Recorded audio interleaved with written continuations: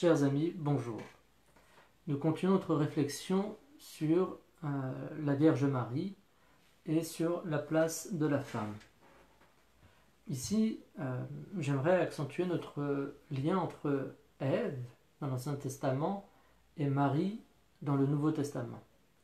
Dans l'Ancien Testament, en Genèse 3,15, après le péché originel, des malédictions sont données. Puis il y en a une qui est faite sur le serpent, sur le démon. Et Dieu dit, je mettrai une hostilité entre toi et la femme, entre ton lignage et le sien. Il t'écrasera la tête et tu l'atteindras au talon. Il y aura une hostilité entre le serpent et la femme. Ici, remarquons que cette hostilité est mise entre le serpent, entre le démon et la femme, non pas l'homme. Comme s'il y avait une mise en avant de la femme dans cette lutte contre le mal. Une hostilité va être mise entre la descendance, entre le lignage du démon, entre le mal, et la descendance qui viendra de la femme. Ici, nous voyons déjà un parallèle avec la naissance du Christ. C'est bien le Christ qui va naître de la femme, Marie, et qui va écraser la tête du serpent, c'est-à-dire vaincre le mal. Tandis que le démon réussira à lui mordre le talon, ce sera la crucifixion, la souffrance du Christ qui va mourir et ressusciter en détruisant, en vainquant le démon. Et donc nous voyons ce parallèle avec cette mise en avant de la femme dans la lutte contre le mal, une hostilité entre toi et la femme. Ce parallèle est fait et donc nous voyons dans l'Ancien Testament avec Ève la première alliance qui est faite, et Ève sera la mère des vivants. En parallèle, nous verrons avec Marie, lorsque l'ange vient faire l'annonce à Marie, le commencement de la nouvelle alliance. Quand Dieu fait cela, nous voyons qu'il vient comme rétablir la femme. La nouvelle alliance va passer par le oui d'une femme. Ce oui est nécessaire au salut.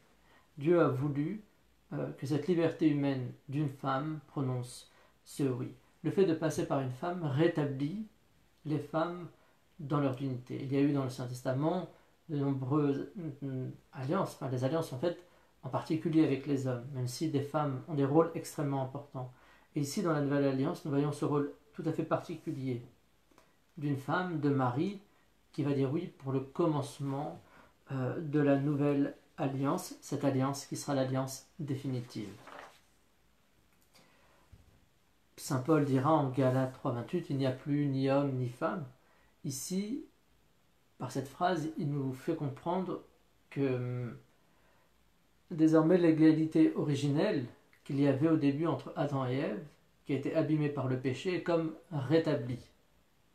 Elle est comme rétablie, et c'est notamment le cas avec Marie, qui elle n'est pas marquée par le péché originel.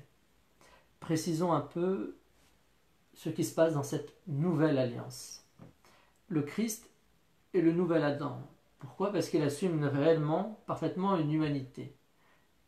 Cette humanité qu'il assume, il assume totalement, à l'exception du péché. Le Christ n'est évidemment pas marqué par le péché. De cette manière, il nous montre ce qu'est la véritable vocation de l'homme, ce que Adam, l'homme, devait être avant de pécher.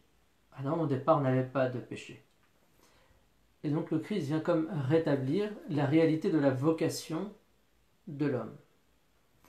Marie, elle, est la nouvelle Ève, et elle n'est pas marquée non plus du péché en raison des grâces du Christ. Par la grâce du Christ, elle n'est pas marquée par le péché. Et alors, elle nous montre la vérité, la réalité de la vocation de la femme. Elle nous montre ce que la femme, au fond, doit être. Elle devient un véritable modèle. Et c'est ainsi que Marie, lorsqu'elle visitera sa cousine Élisabeth, dira « Le Seigneur a fait pour moi de grandes choses ». Il s'agit bien sûr de la naissance de son enfant, mais aussi du fait qu'elle nous montre la dignité de la femme. En elle, nous voyons une image de ce rétablissement de la dignité de la femme. Si au commencement le péché a abîmé cette relation, a abîmé la dignité de la femme, voyons qu'en Marie, il y a un rétablissement. Amen.